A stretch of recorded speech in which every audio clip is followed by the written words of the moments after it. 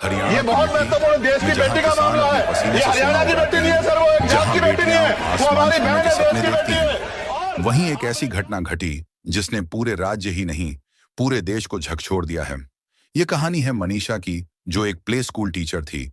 वह आगे पढ़ाई करके डॉक्टर बनना चाहती थी और अपने माता पिता और अपने समाज का नाम रोशन करना चाहती थी, जिसकी मौत से रहस्यों के घेरे में फंस गई। हत्या या आत्महत्या, सच क्या है दोस्तों, हम आगे वीडियो में जानेंगे। उससे पहले हम पूरी घटना के बारे में जानते हैं।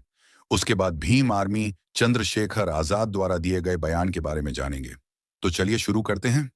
क्यों न्याय की राह इतनी लंबी और कठिन हो गई?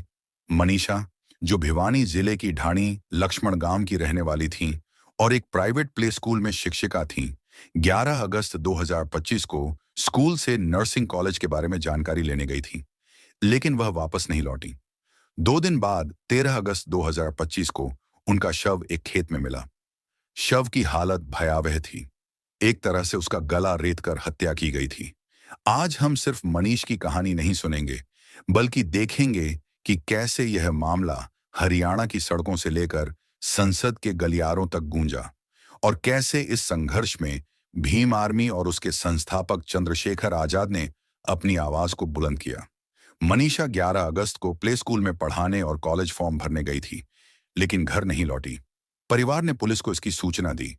2 दिन बाद यानी 13 अगस्त की सुबह उसका शव भिवानी के सिंघानी गांव के पास खेतों में पाया गया।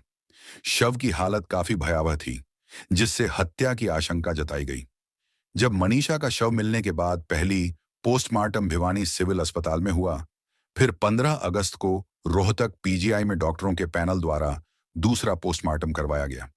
विवादास्पद रिपोर्ट्स मिलने के कारण परिवार ने दिल्ली एआईएम्स में तीसरा पोस्टमार्टम कराने की मांग की।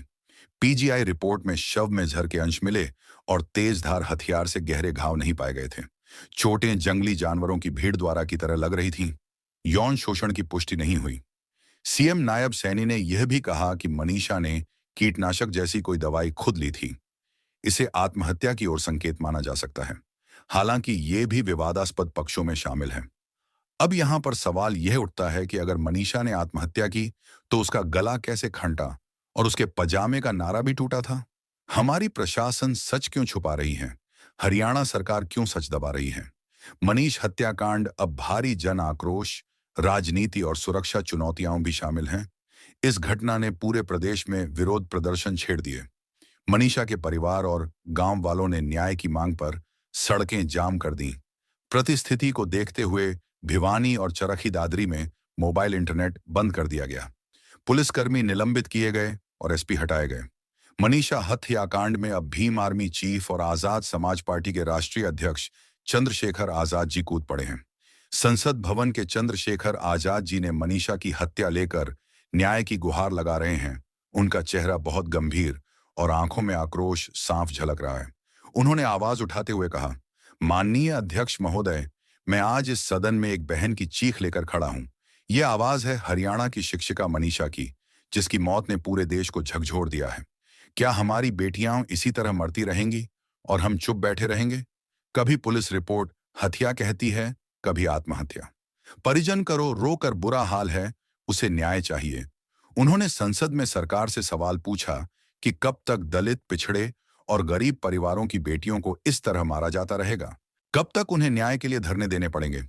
कब तक उनकी लाशें राजनीति की भेंट चढ़ती रहेंगी? उन्होंने मनीष हत्याकांड को सीबीआई को सौंपने की अपील की है और जांच सर्वोच्च न्यायालय या उच्च न्यायालय की निगरानी में हो। दोषियों को सख्त से सख्त सजा मिले और सरकार यह सुनिश्चित करे कि देश की कोई भी बेटी खुद को असुरक्षित न महसूस करे। सदन की यह आवाज सिर्फ मेरी नहीं है, ये उन लाखों नौजवानों की आवाज है जो सड़कों पर नारे लगा रहे हैं, मनीषा को न्याय दो। सवाल वही था, क्या सच कभी सामने आ पाएगा? उन्होंने कहा, साथियों, ये लड़ाई सिर्फ मनीषा की नहीं है, ये हर उस बहन बेटी की लड़ाई है जिसे न्याय से वंचित किया जाता रहा है। हम ये अन्याय किसी भी कीमत पर बर्दाश्त नहीं करेंगे। सड़क से संसद तक, कोर्ट से कचहरी तक हम ये आवाज उठाएंगे। अब यह मामला सिर्फ गांव या जिले तक सीमित नहीं रहा, अब यह राष्ट्रीय मुद्दा बन चुका है। संसद की दीवारों में भी यह दर्द गूंज रहा है। मनीषा आज हमारे बीच नहीं है, लेकिन उसकी कहानी, उसका संघर्ष और उसका न्याय अभी अधूरा है। यह अंत नहीं, बल्कि उस आंदोलन की शुरुआत है जो हमें हर बार याद दिलाता रहेगा। जब तक समाज की हर बेटी सुरक्षित नहीं होगी, जब तक हर पीड़ित को न्याय नहीं मिलेगा, तब तक हमारी लड़ाई जारी रहेगी। मनीषा को न्याय दिलाने में आप भी ज्यादा से ज्यादा सहयोग करें। उसके लिए दोस्तों, वीडियो को ज्यादा से ज्यादा शेयर करें, ताकि एक बेटी बहन को जल्द से जल्द न्याय मिले। धन्यवाद।